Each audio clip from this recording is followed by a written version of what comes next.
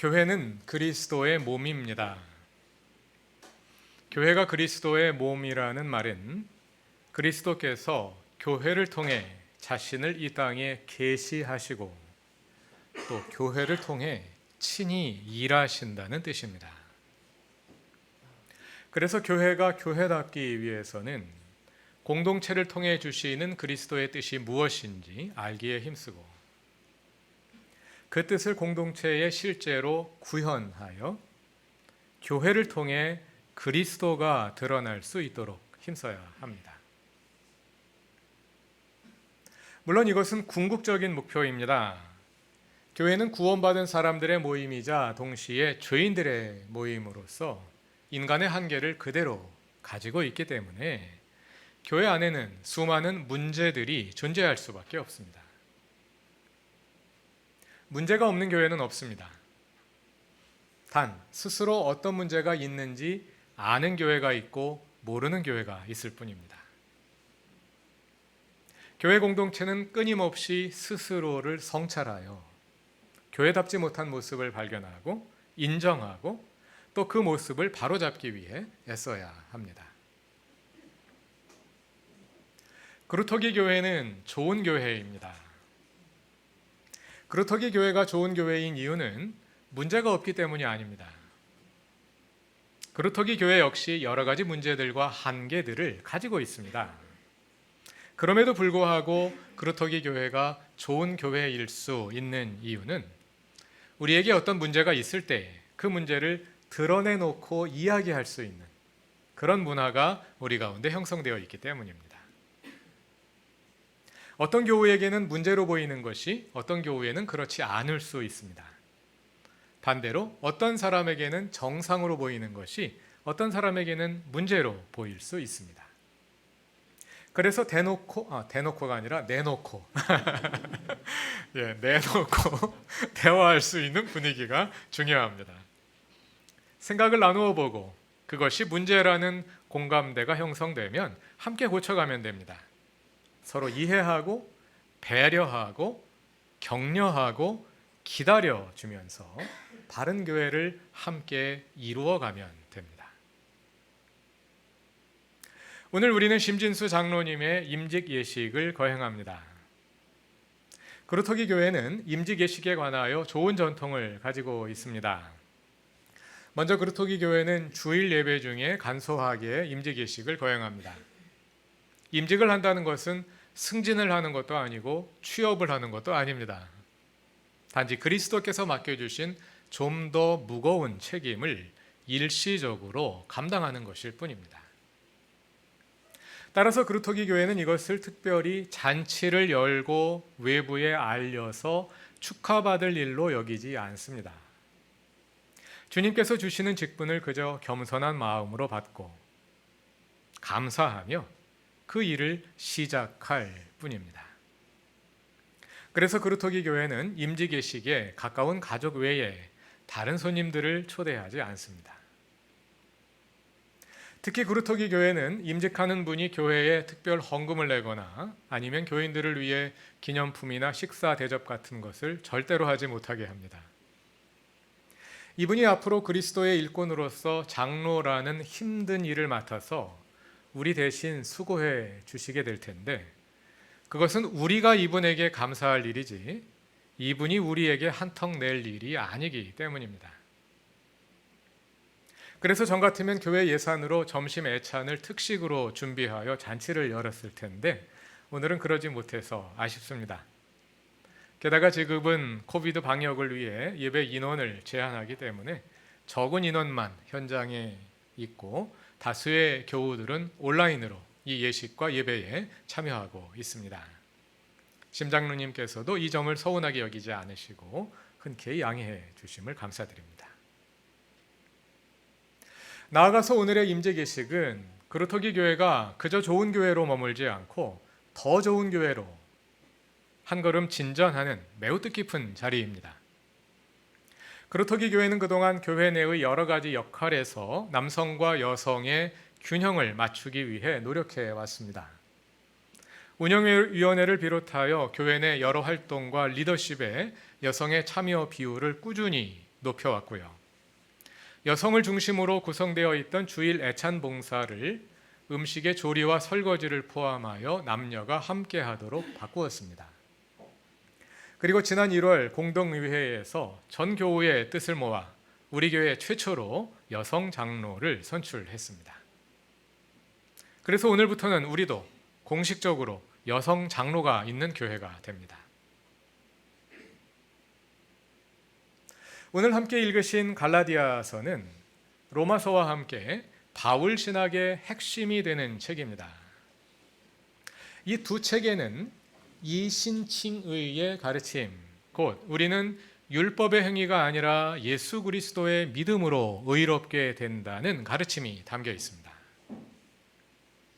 전통적으로 이신칭의는 구원론으로 해석되어 왔습니다.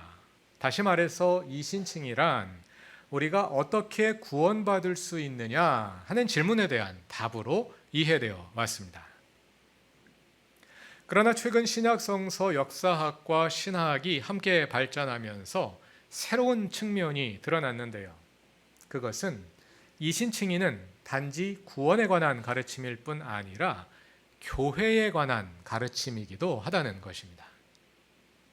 좀 더 구체적으로 말하면 이신칭의 가르침의 배경에는 누가 교회의 합법적인 구성원이냐 하는 질문이 있었습니다. 바울은 갈라디아서 2장과 3장에서 이방인이 유대인과 동일한 자격으로 하나님의 백성, 곧 교회의 구성원이 될 수 있음을 논증합니다. 그것이 이신칭의론입니다. 그리고 오늘의 본문인 3장 26절 이하는 그 논의를 요약하는 소결론이라 할 수 있습니다. 오늘의 본문에서 바울은 우리 모두가 하나임을 강조합니다. 첫 절인 26절을 다 같이 읽어보겠습니다. 갈라디아서 3장 26절입니다. 여러분은 모두 그 믿음으로 말미암아 그리스도 예수 안에서 하나님의 자녀들입니다. 이어서 본문 마지막 절인 28절의 마지막 문장을 다 같이 읽어보겠습니다. 여러분 모두가 그리스도 예수 안에서 하나이기 때문입니다. 두 문장을 자세히 비교해 보시죠. 26절과 28절 마지막 문장을 비교해 보시면 서로 병행을 이루고 있는 것을 볼 수 있습니다. 26절에 있는 그 믿음으로 말미암아 요 어구만 괄호를 쳐서 빼고 비교해 보시면 두 문장이 대꾸를 이루고 있는 것을 볼 수 있습니다. 26절은 여러분은 모두 그리스도 예수 안에서 하나님의 자녀들입니다. 28절 마지막 문장은 여러분 모두가 그리스도 예수 안에서 하나이기 때문입니다. 두 구절이 대꾸를 이루고 있는 것이 보이시죠? 여기에서 하나님의 자녀들이라는 말이 하나라는 말과 짝을 이루고 있는 것을 볼 수 있습니다. 여러분은 모두 그리스도 예수 안에서 하나님의 자녀들입니다. 여러분 모두가 그리스도 예수 안에서 하나이기 때문입니다. 하나님의 자녀라는 말과 하나라는 말이 짝을 이루고 있지요. 우리가 하나님의 자녀라고 말할 때, 우리는 하나님의 자녀입니다, 이렇게 말할 때 이 말은 여러 가지 함의를 가질 수 있는데요. 본문에서 이 말은 우리가 하나라는 사실을 강조하기 위해 쓰인 것입니다. 그런데 우리 모두가 어떤 점에서 하나라는 걸까요? 우리는 하나라는 말도 여러 가지 함의를 가질 수 있죠. 여기에서 바울은 그 하나됨을 옷으로 비유합니다. 이어지는 27절을 다 같이 읽어봅시다. 여러분은 모두 세례를 받아 그리스도와 하나가 되고 그리스도를 옷으로 입은 사람들이기 때문입니다. 이 구절을 직역하면 다음과 같습니다. 누구든지 그리스도 안으로 세례를 받은 사람은 그리스도를 옷 입은 사람들입니다. 우리는 세례를 받아서 그리스도 안으로 들어왔습니다. 그 결과 그리스도께서 우리의 옷이 되셨습니다. 옷은 여러 가지 기능을 합니다.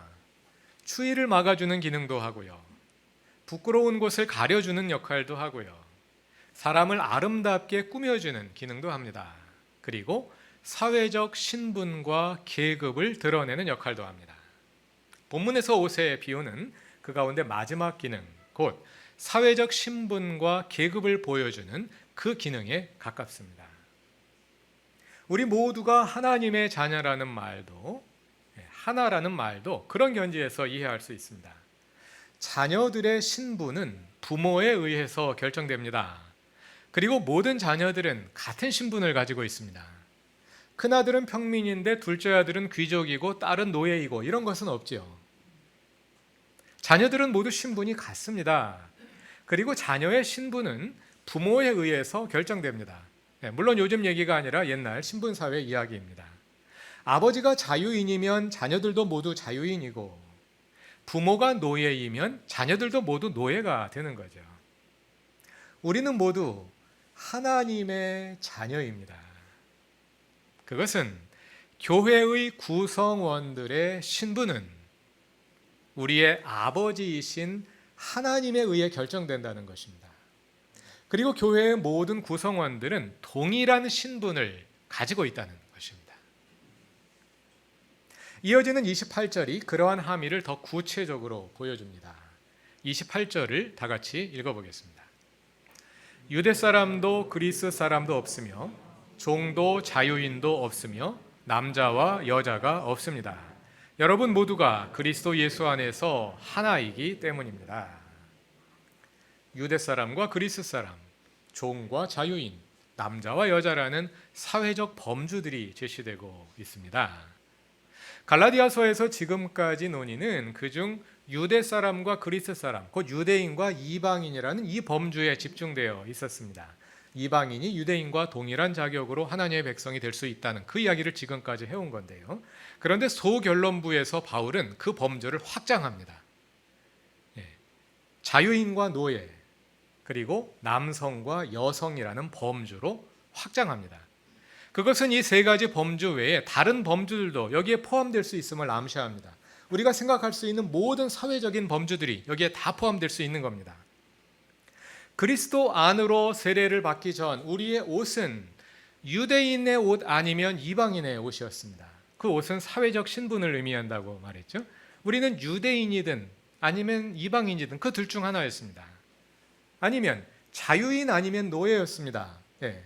물론 그 시대 이야기입니다. 그 시대는 자유민의 계급이 있었고 노예라는 계급이 있었으니까요. 자유민 아니면 노예의 옷을 입고 있었습니다. 또 남자 아니면 여자의 옷을 입고 있었습니다. 이 외에 다른 옷들도 여기에 포함될 수 있겠습니다. 그러나 그 어떤 옷이 되었든 우리가 그리스도인이 된 후에는 이 모든 옷들의 빛이 바래지고 그리스도가 우리의 옷이 되신다는 겁니다. 유대인도 그리스도인도 없습니다. 유대인의 옷, 이방인의 옷, 더 이상 우리의 옷이 아닙니다. 종의 옷도 자유인의 옷도 없습니다. 그것이 우리의 옷이 아닙니다. 남자의 옷도 여자의 옷도 없습니다. 그것이 우리의 근본적인 옷이 아니라는 것입니다. 28절에 나오는 다양한 옷들 가운데 왜 이 세 가지가 선별되었느냐, 여기에 대해서도 많은 추론을 할 수 있겠는데요.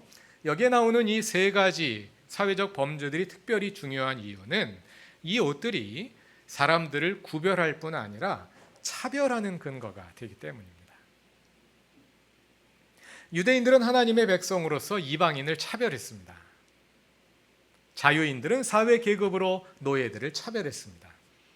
그리고 남성들은 여성들을 차별했습니다. 그러나 그리스도 예수 안에서는 어떤 차별도 정당화될 수 없습니다. 이것이 우리 모두가 그리스도로 옷 입은 사람들이다. 우리 모두가 하나님의 자녀들이다 하는 그 말씀이 이 맥락에서 가지는 함의입니다. 어떻게 우리는 갈라디아서의 말씀대로 그리스도를 옷 입은 공동체가 될 수 있을까요? 오늘의 본문의 직접적인 의미는 어떤 민족이든 지위가 높든 낮든 그리고 남자이든 여자이든 그러한 사회적 범주가 그 사람이 교회의 구성원이 될 수 있는 자격을 제한할 수 없다는 것입니다.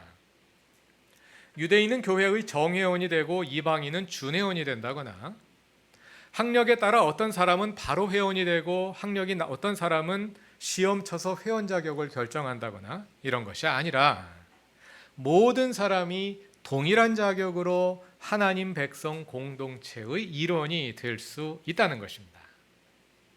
나아가서 이것은 교회 내에서 맡은 역할이나 리더십의 자격에도 적용될 수 있습니다.